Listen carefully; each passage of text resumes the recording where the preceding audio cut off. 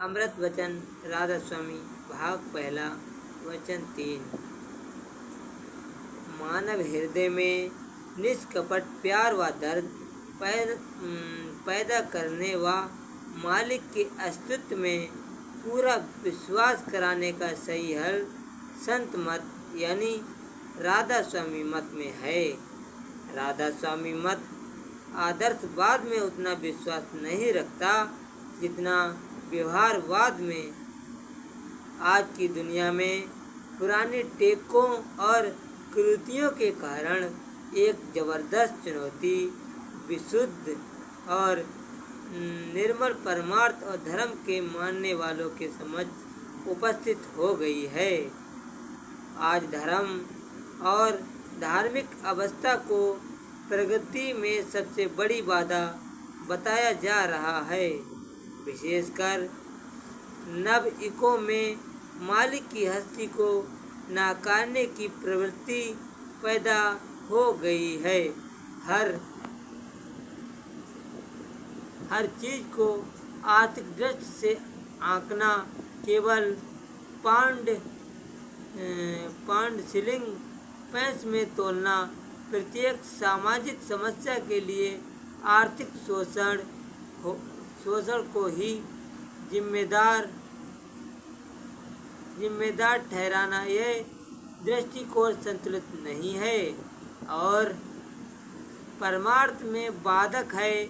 अतएव हर धार्मिक व्यक्ति को वास्तव में जो सच्चा खोजी और दर्दी परमार्थ का है, ये बात समझनी चाहिए कि इस प्रकार की प्रवृत्ति न पनपने पावे।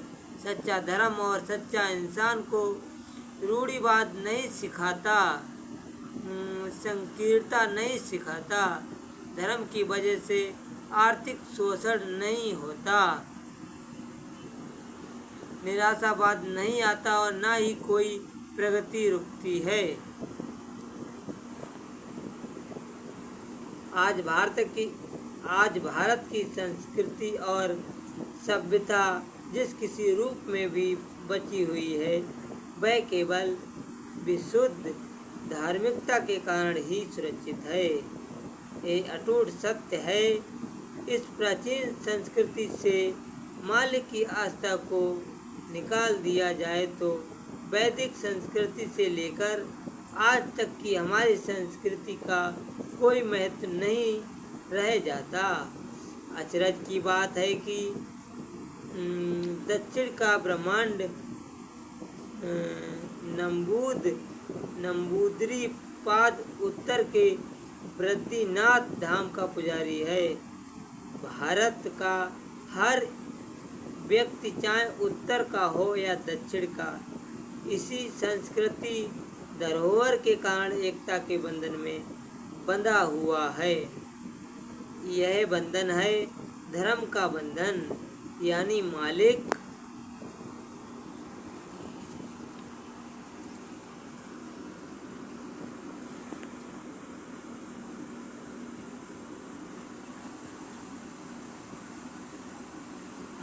की आस्था का बंधन, यानी मौलिक एकता है। इसी धार्मिक शक्ति को अगर अलग कर दिया जाए तो बिखराव पैदा हो सकता है। जैसे माला में से सूत निकाल दीजिए तो माला के सब दाने अलग हो जाएंगे और माला का रूप नहीं रहेगा। धर्म ने ही देश की रक्षा की है। पहले ज़माने में धर्म के ऊपर राक्षसों का प्रकोप होता रहा और अब एक काल की चाल दूसरा रूप धारण करके आई, जिसे साम्यवाद कहा जाता है। साम्यवाद में धर्म को एक रोड़ा माना जाता है। यदि इनकी मानी गई तो इनके दोनों काम हो जाएंगे। ये देश जो एक सूत में बंधा हुआ है बिखर जाएगा और लोग बाग इस नए सिद्धांत की ओर खींचेंगे। अंतर्राष्ट्रीय साम्यवाद फैल जाएगा, लेकिन जिन लोगों को किसी भी प्रकार से मालिक के अस्तित्व में विश्वास है, उनको इस चुनौती को स्वीकार करना नहीं चाहिए। उनको इन चुनौती को स्वीकार करना चाहिए और इनसे डटकर टक्कर लेनी चाहिए। धर्म के नाम पर हो रहे सब आडंबरों को तत्काल समाप्त करना होगा। मानव के लिए मानव हृदय में निष्कपट प्यार व दर्द पैदा करना होगा और मालिक के अस्तित्व में पूरा विश्वास उत्पन्न करना होगा। इस चुनौतियों का सही हल संत मत यानी राधा स्वामी मत है, क्योंकि राधा स्वामी मत आदर्शवाद में उतना विश्वास नहीं करता जितना व्यवहारवाद में करता है। राधा स्वामी मत में प्रेम की महिमा गाई जाती है, इष्ट और इश्क की बात कही जाती है। जिन्होंने एक मालिक का इष्ट बांधा वह सब बराबर हो गए। सतपुरुष राधा स्वामी दयाल के चरणों में व्यास वालों ने भी इष्ट बांधा, दयाल बाग वालों ने भी इष्ट बांधा, स्वामी बाग वालों ने भी बांधा और पीपल मंडी वालों ने भी बांधा। तो उन सब की डोर काल से किसी कदर टूटकर दयाल के चरणों में जुड़ी। एक सत्संग की व्यवस्था बनाई गई। भिन्न भिन्न जाति, भाषा, वर्ग और देश के लोग इकट्ठा हुए और सब एक राधा स्वामी की स्तुति करते हैं, राधा स्वामी को दिल से चाहते हैं। राधा स्वामी उनके जान प्राण हैं, जान प्राण और हमदम हैं। तो उन सब का स्वाभाविक रूप से प्यार का रिश्ता हो गया और जहाँ पर प्यार का रिश्ता होता है वहाँ टूटती नहीं जुड़ती है। रिश्ता ए उल्फत की यारो खैर हो, तोड़ती जाती है दुनिया, जोड़ता जाता हूँ मैं। कुल मालिक राधा स्वामी दयाल ने उस टूटे हुए तिनके को जोड़ने के लिए और दुनिया के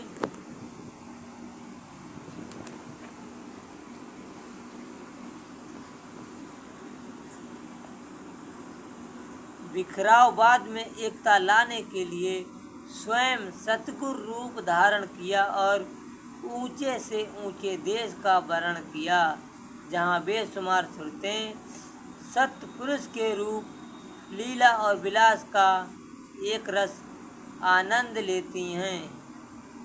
वह आनंद निस्सवाया होता है, नित्य प्रति नवीन होता है और नवीन रस और मज़ा उनको मिलता है।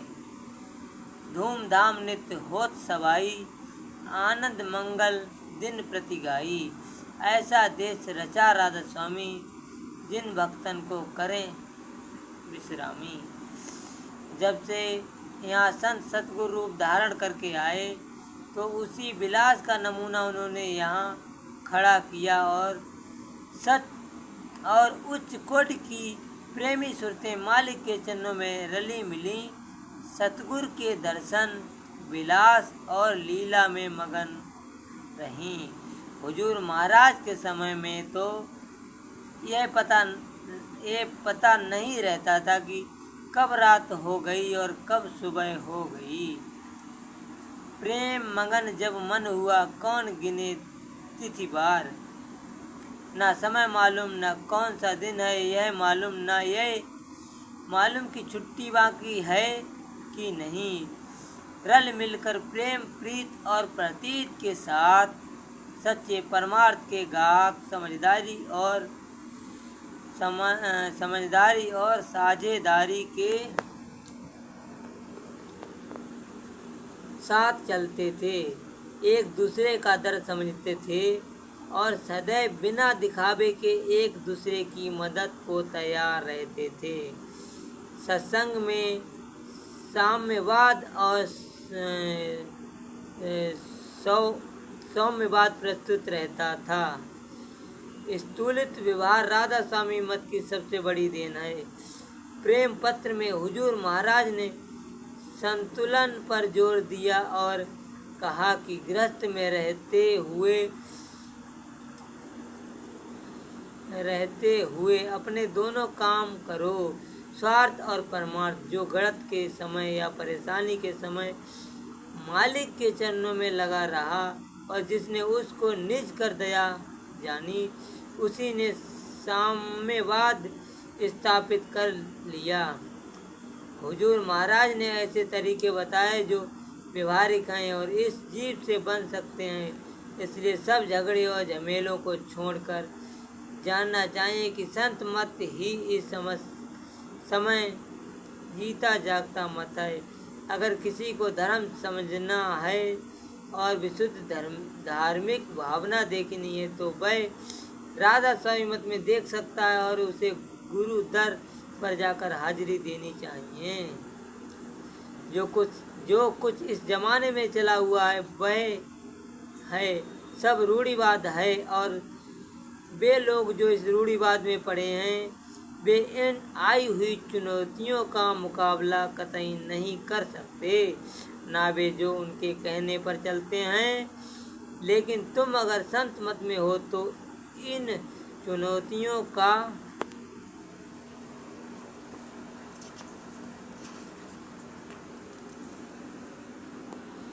मुकाबला कर सकते हो।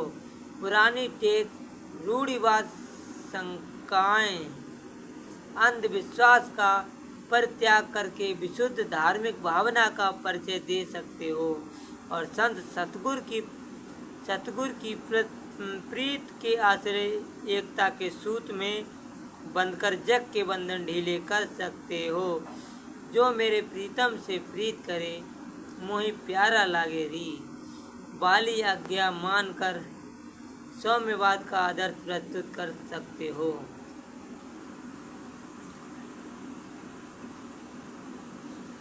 प्राणी मात्र की सेवा सबके लिए सद्भाव, गुप्त दान, अहंकार रहित शांत सेवा, दीनता और प्रेम के आश्रय सामाजिक विषमताओं को दूर किया जा सकता है और एक ऐसी सामाजिक क्रांति हो सकती है जिसका आधार समता हो।